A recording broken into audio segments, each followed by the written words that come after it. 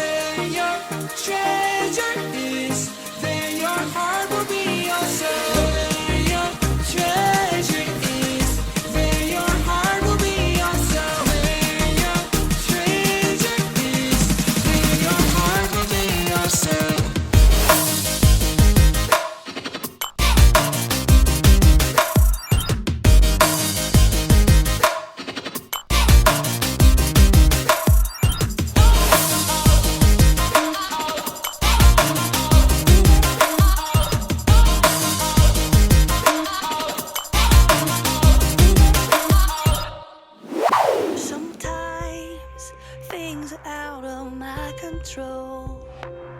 And sometimes I don't understand why the rolling thunder rolls. But when the rain falls from the sky, the grass turns green, the flowers bloom, and I stop asking why.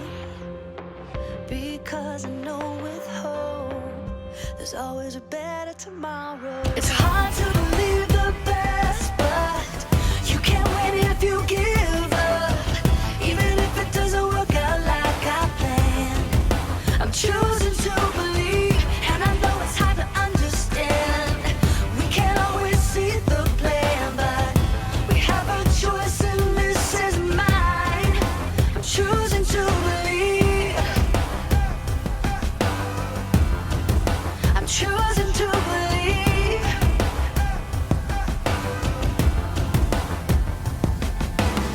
When hard things start to come my way, and when it's hard for me to see a brighter day, then I see a rainbow in the sky. I can feel the love around me. I feel like I can fly, because I know with hope there's always a better tomorrow. It's hard to believe the best, but you can't win if you give up.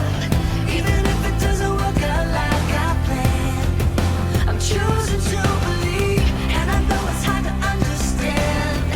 We can't always see the plan, but we have a choice and this is mine. I'm choosing to believe. It's hard to believe the best, but you can't win if you give up. Even if it doesn't work out like I planned, I know it's hard to understand, and we can't see the bigger plan. We have a choice, and this is mine.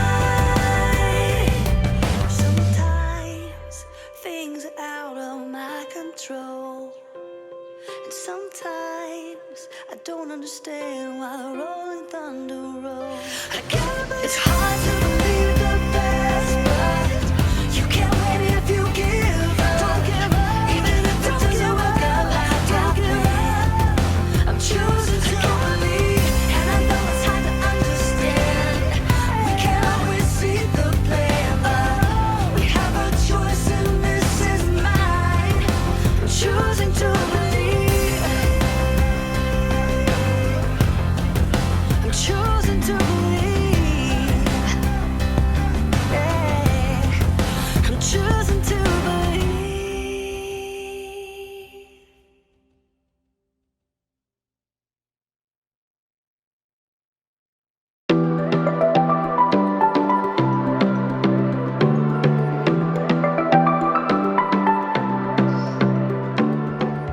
Oh, we're on. What's up, everyone? I'm Jacob. Have you ever been stuck inside your home? Maybe because of bad weather or because of a lockdown? Or how about this? Have you ever been stuck inside your home and then the power goes out? No TV, no internet. It's a nightmare. But it doesn't have to be all that bad. You can figure out something to do like a jigsaw puzzle. You see, puzzles can help us understand hope. Hope is believing that something good can come out of something bad. Now, usually a jigsaw puzzle comes in a box with a picture of the finished puzzle. This one, however, came in a bag. Guess I'll have to wait until I'm done to see what I'm working on. Let's see. Ooh, it looks like an eye. So the final picture will have a creature of some kind. Maybe a bunny rabbit, boing, boing, or a squirrel. I'm a squirrel. Or maybe it's not any kind of animal I've ever seen before, like a hairy monster that has like 8 legs and 6 eyes and is super furry. You know, it's hard to tell what the full picture will be when I'm only looking at one piece. Now the one piece looks like it's looking at me. Stop looking at me. In today's story, we'll hear about a group of people who expected something to happen, but they only saw one piece of the puzzle. I see you. The Bible. It's 66 books of history, stories, letters, and poetry that fit together to form God's one big story. The epic adventure of how He created us and loves us so much that He made a way to rescue us. As we travel through the Bible, from Genesis to Revelation, we discover people who met God and found their lives changed forever. Now, for an amazing story, inspired by the book of John, chapter 12, verses 9 through 16. When Jesus raised his friend Lazarus from the dead, news spread quickly. Many people believed in Jesus, and the religious leaders flew into a rage. If we let Jesus keep doing this, everyone will believe in him. He'll cause so much trouble, the Romans will come in and take over. So, it's decided. We will remove him. Please note the air quotes. For a time, Jesus went away to the village of Ephraim. As the Passover feast neared, the people of Jerusalem began to look for him. Isn't he coming to the feast? He'd be a fool. The Pharisees have given orders to arrest him. Jesus wasn't threatened by the religious leaders. He was following the plan that God had set in motion long before. And with his disciples, Jesus returned to the town of Bethany. From there, he made plans to enter Jerusalem. He told two of his friends. Go to the village ahead of you. As soon as you get there, you will find a donkey tied up. Her colt will be with her. Village, check. Donkey, check. Colt, check. Untie them and bring them to me. Untie. Wait, what? We can't just go taking someone's donkeys. Anyone says anything to you, say that the Lord needs them. The Lord needs them. Check. And the owner will send the donkeys right away. We're on it. The disciples had entered the town, just as Jesus had instructed them. Well, there they are. And now we will just calmly untie them like we walk off every day with donkeys that don't belong to us. No biggie. Hey! Those are my donkeys. The Lord needs them. Oh, well, in that case, just remember the big one kicks real bad. And she likes figs. Jesus' friends brought the donkey to him and laid their coats across the colt's back for Jesus to sit on.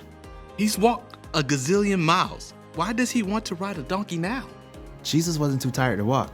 He was carrying out the plan that God had set in motion long before. Hundreds of years earlier, the prophet Zechariah had written, Say to the city of Zion, see, your king comes to you. He is gentle and riding on a donkey. Now Jesus was showing everyone that he was the king that God had promised. As he rode towards Jerusalem, excitement rippled through the crowds of travelers. They threw their coats down on the ground, making a path for him. Others broke large branches off of nearby palm trees, laying them across the road or waving them high. Hosanna! Oh, blessed is the one who comes in the name of the Lord. Some people ran ahead of Jesus as others streamed behind in a joyful, glorious parade. Hosanna!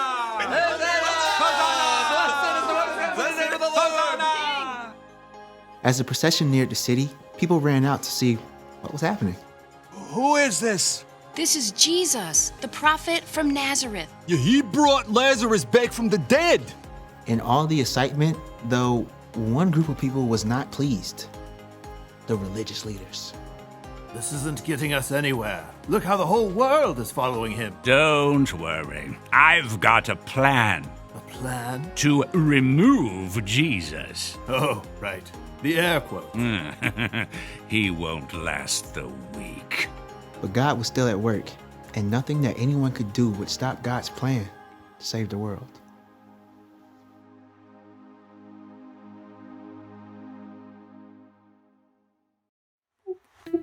Oh, nice.